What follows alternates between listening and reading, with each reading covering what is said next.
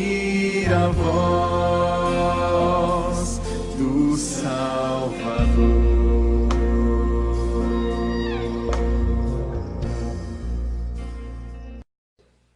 Jesus também aos discípulos. Havia um homem rico que tinha um administrador, e este lhe foi denunciado como quem estava a defraudar os seus bens.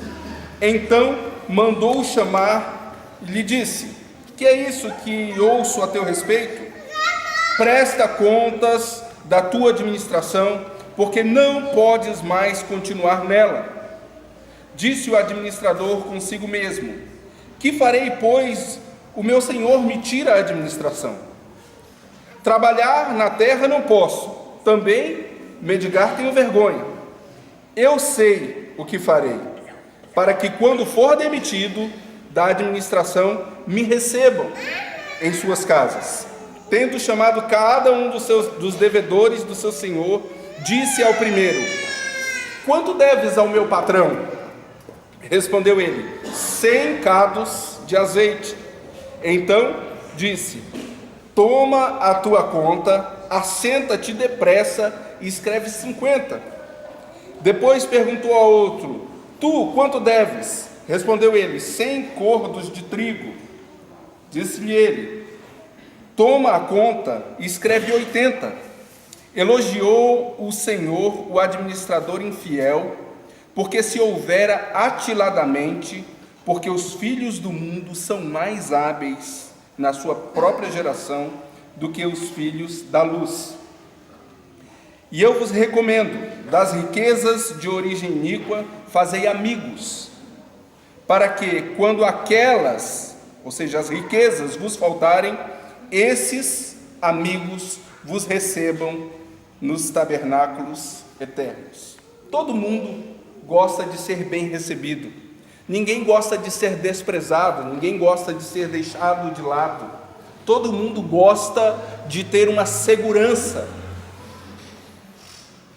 O que acontece é que um dos padrões de segurança que Deus deixou para nós hoje no mundo é a família. Um outro é a igreja. E esses dois padrões, parece que eles vêm sofrendo cada vez mais agressões do mundo e de Satanás, de tal forma que muitas pessoas já não confiam mais na igreja como um local onde eu possa ter segurança. Muitas pessoas já não acreditam mais na família como um local onde se pode estar seguro.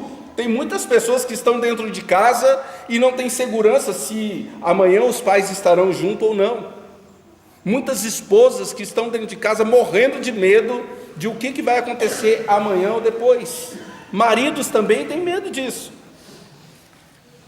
Muitas famílias se tornaram lugares de insegurança, quando deveria se tornar cada vez mais lugar de certeza, de confiança, lugar onde nós poderíamos estar com os nossos pés firmados. Essa parábola aqui conta a história de um administrador que, como a maioria dos administradores dessa época, usava de algum artifício para tirar um lucro pessoal. Ou seja, eu tenho que cobrar uma dívida de alguém para o meu chefe, para o meu senhor, e essa pessoa deve 50, mas eu vou cobrar 100, porque desses que sobram eu vou tirar alguma coisa para mim. Outra pessoa deve 80, mas eu vou cobrar 100 também, porque alguma coisa vai sobrar para mim. E esse administrador foi denunciado para o seu senhor. E nessa denúncia, ele começa a pensar: e agora? O que vai acontecer? Era comum nessa época, muito comum nessa época, as pessoas que administravam determinadas regiões, determinadas áreas de terra, plantação, negócios, era muito comum que essas pessoas fossem romanos, porque toda aquela região tinha sido dominada pelos romanos. Então os romanos eram os senhores dessas regiões, muito comum. E os romanos colocavam algumas pessoas da localidade, da terra, do próprio povo, para administrar. E esses do próprio povo acabavam subornando ou tirando lucro excessivo do seu próprio povo. Então eles não eram bem vistos naquele local. Um exemplo desses são os publicanos. Os publicanos, eles cobravam impostos para o governo romano e cobravam além do que deveria cobrar. Por quê? Porque tirava algum lucro. Cada publicano queria tirar algum lucro para si. Nessa situação aqui, nós encontramos esses administradores defraudando os devedores do seu senhor. Eles tinham lucro para si mesmo e não para o seu senhor. E aí Jesus apresenta essa parábola, e quando o administrador é denunciado e vê que a sua possibilidade de lucro, a sua possibilidade de riqueza vai ser tirado, ele pensa assim, fala: opa, eu fiz um contrato com alguém que deveria pagar 50 e eu coloquei 100. Eu vou chamar essa pessoa, senta aqui, rapidinho. Quanto é que eu coloquei lá no seu contrato que você devia? Ah, você colocou que eu devia 100. Ah, não, não é 100, coloca aí 50. Quanto é que você devia? 120. Não, não é 120, vou te dar um desconto, coloca 80. Ele se via numa possibilidade de lucro, e agora tirou a possibilidade de lucro e colocou uma outra maneira de agir. Essa parábola, ela fala sobre a nossa perdição, sobre a perdição humana. Fala sobre a maneira como todos nós estamos perdidos com os nossos próprios negócios que nos foram entregues. Todos nós, um dia, seremos julgados pelo nosso Senhor. Todos nós, um dia, precisaremos prestar contas ao nosso Senhor. Esse administrador foi chamado para prestar contas. E na hora que ele foi chamado para prestar contas, ele se tocou, ele falou assim: opa, eu estou cobrando demais de quem não devia. Eu estou pedindo demais de quem eu não deveria pedir dessa forma. Todos nós somos administradores infiéis. E todos nós passaremos por essa prestação de contas. E aí eu lembrei, quando eu estava estudando e preparando, anotando, eu lembrei de um vídeo que tem passado muito aí na internet do padre Fábio de Mello, falando de quando nós nos tornarmos inúteis. O que vai acontecer com você quando você se tornar inútil? Quando no seu trabalho você não prestar para mais nada? Quando na sua família você já não servir para mais nada, a não ser para dar trabalho para os seus filhos, netos e para outras pessoas? Quando a doença chegar, quando o dinheiro acabar e você não prestar para mais nada, o que vai ser de você? E aí ele diz: eu peço a Deus a misericórdia para que alguém use de graça para mim. Esse administrador, ele se tocou, ele pensou que assim, provavelmente ele era um dos da terra, ele pensou que assim, mas ninguém vai me receber na casa deles. Eu sou um administrador absolutamente infiel, eu sou um administrador absolutamente corrupto. Nessa época aqui, tá, gente, no texto bíblico, estou falando dessa época. Eu sou um administrador que faço tantas coisas erradas para o meu próprio povo. Se eu for demitido, ninguém vai me receber na casa deles, ninguém vai me oferecer alguma coisa para fazer, eu não vou conseguir trabalhar em nada, eu não vou conseguir produzir nada.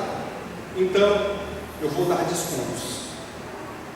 E ele começou a chamar as pessoas que deviam para o seu senhor e começou a oferecer desconto. E ele foi elogiado pelo seu senhor, porque para o senhor era melhor ter 50 na mão do que ter 100 para receber e nada de garantia de que um dia receberia esse 100. Ele chama as pessoas para acertar, mas a maneira de acertar dele era uma maneira graciosa, era uma maneira misericordiosa, era uma maneira em que, no lugar de falarem assim, ó, você deve 100, então você tem que pagar os 100. Você deve 100, então você tem que pagar 120, porque você está devendo juros. Nós gostamos de cobrar desse jeito. E sabe de quem mais nós cobramos? Sabe de quem mais nós cobramos? De quem nós mais amamos, de quem está mais perto. Nós cobramos mais da família, nós cobramos mais da igreja, nós cobramos mais daquelas pessoas que são mais chegadas. Você deveria produzir mais, você deveria fazer melhor, você deveria se comportar melhor. Nós agimos dessa forma.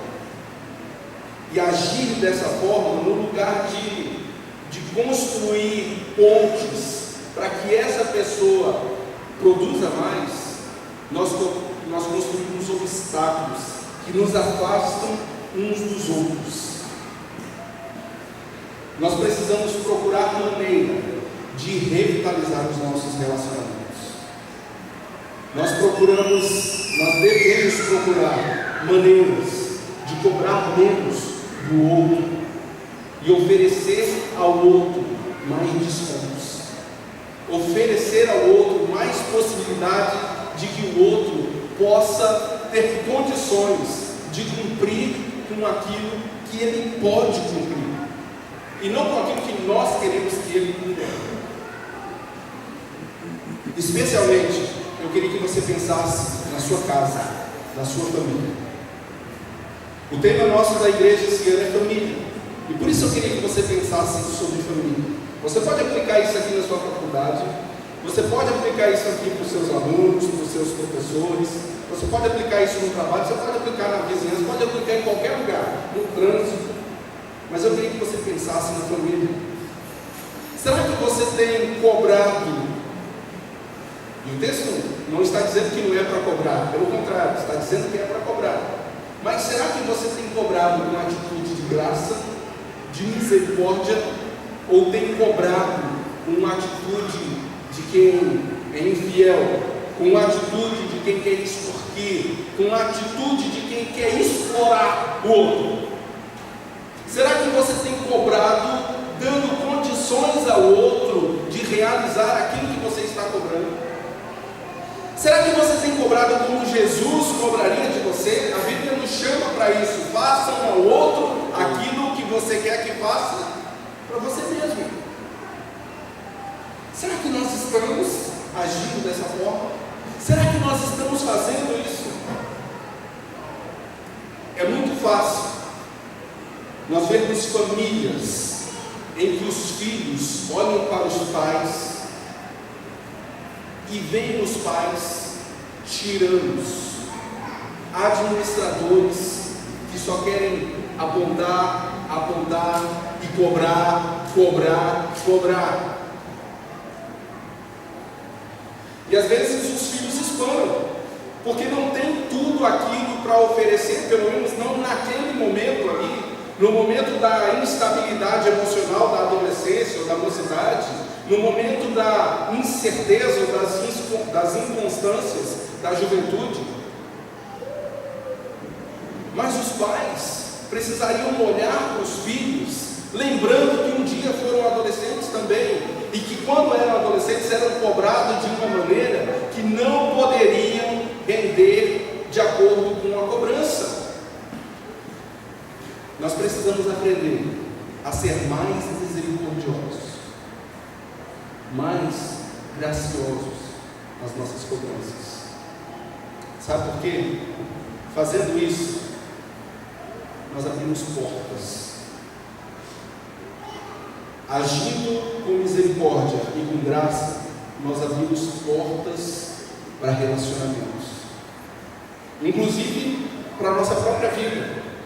Veja o que diz no versículo de número 4. Eu sei o que farei para que me recebam em suas casas. Todo mundo gosta de chegar na igreja e ser bem recebido. Tem maridos que se desesperam quando chega 5, 5h30 da tarde, quando acaba o horário de expediente do trabalho, ele tem que ir para casa.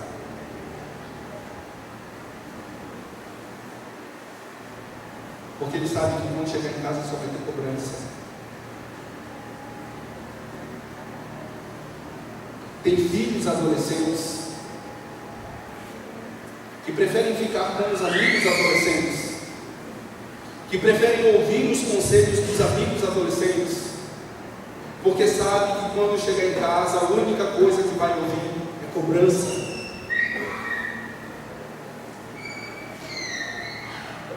E biblicamente está tudo bem sermos cobrados, mas nós precisamos aprender a usar de mais misericórdia do que de juízo. A Bíblia diz que no julgamento, no último dia, naquele grande dia em que o Senhor irá nos julgar, nós nos apresentaremos para Ele e até os infiéis sairão desse julgamento satisfeitos. Até os infiéis sairão desse julgamento satisfeitos, na convicção de que Deus foi justo.